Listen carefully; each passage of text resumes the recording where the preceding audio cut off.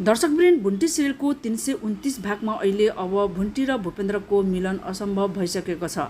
भुन्टीलाई मार्ने धम्की दिएको, योजना बनाएको, सम्पत्तिकै लागि यति ठुलो ज्यान मुद्दासम्म परिसकेको छ। दर्शकवृन्द, अब भुन्टीलाई मार्यो भने त सम्पत्ति मैले दिनु पर्दैन, अनि त्यही भएर म उसलाई मारेपछि मात्रै अनि स्वतन्त्र हुन्छु भन्ने कुरोहरू सबै बाहिरिएपछि अहिले भूपेन्द्रको अहिले अब जेल खानामा अहिले उसको बास भइसकेको छ। दर्शकवृन्द भन्दै थियो, म त अनि कस्तो दिमाग मेरो अहिले खलबलिएको छ, म अहिले मेरो दिमागले काम ठिक गरिरहेको छैन, के बोले के भने मलाई के थाहा छैन, माफ गर्नुहोला भन्दै पुलिसहरूको खुट्टा ढोक्दाखेरि पनि माफ दिएनन्। किनभने सम्पत्तिको लागि एउटा महिलालाई यत्रो मार्ने योजना बनाउने मान्छेलाई हामी छोड्दैन भनेर उसलाई त्यहाँबाट जबरजस्ती पक्रेर लगेका हुन्छन्। र यता भूपेन्द्रको आमा बालकुमारी भने मेरो छोरा भन्दै ऊ पछ्याइरहेको हुन्छ। आफ्नो छोरालाई पुलिसहरूले पक्रेर आफ्ना आँखा अगाडि लगेपछि ऊ त्यहाँ बेहोस भएर ढलेकी हुन्छन्।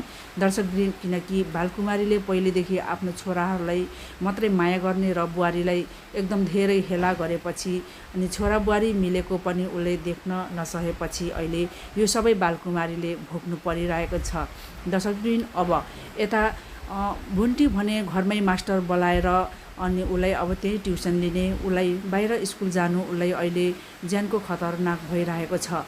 उता भूपेन्द्रसँग ठुलो मुद्दा चलिरहेको छ र स्कुल जाँदाखेरि सबै कुराहरू थाहा पाउँछन् भनेर म्याडमले पनि घरमै टिचर बोलाएर भुन्टीलाई अब त्यहीँ पढाउने भइरहेका छन्।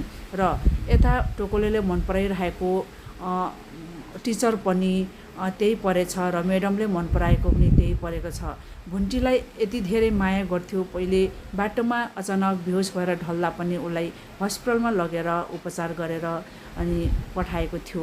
दर्शकवृन्द, त्यो मास्टरले भुन्टीलाई पहिल्यैदेखि नै माया गरिरहेको थियो। त्यही भुन्टीलाई नपाएपछि उसले बिहे नगरी इन्जलसम्म अहिलेसम्म त्यत्तिकै बसिरहेको थियो। र अहिले भुन्टीको पनि अब आफ्नो श्रीमानसँगको सम्बन्ध लुज भएको देखेपछि उसलाई पनि अलिकति कम्ती आशा लागेको छ, भोलि भुन्टी मेरै पो हुन्छ कि मेरै भइदिए पनि हुन्थ्यो भन्ने। दर्शकवृन्द, मास्टरले यति धेरै माया गरेको थियो, भुन्टीले चाहेको पनि त्यही हो। अब आफ्नो श्रीमानसँग सम्बन्ध विच्छेद गरेपछि यतिकै बस्नु मैले हुँदैन र यही मास्टरले मलाई माया गरिरहेको छ, उसँग बिहा गर्नु पाए हुन्थ्यो भनेर भुन्टीले पनि सोच्न थालिरहेछ। र यता भुन्टीको परिवारहरूले पनि त्यही मास्टरसँग बिहा गरेर पठाइदिनु पाए हुन्थ्यो भन्ने उनीहरूको पनि जेस मनमा आइरहेको छ कुराहरू सबै। दर्शकवृन्द, अब के भुन्टी र भूपेन्द्रको अब सम्बन्ध विच्छेद भएर न्याय पाएपछि मास्टरसँग बिहा हुन्छ त? यो हेर्नको लागि अर्को एपिसोड हेर्नुपर्ने हुन्छ। हस् त, धन्यवाद।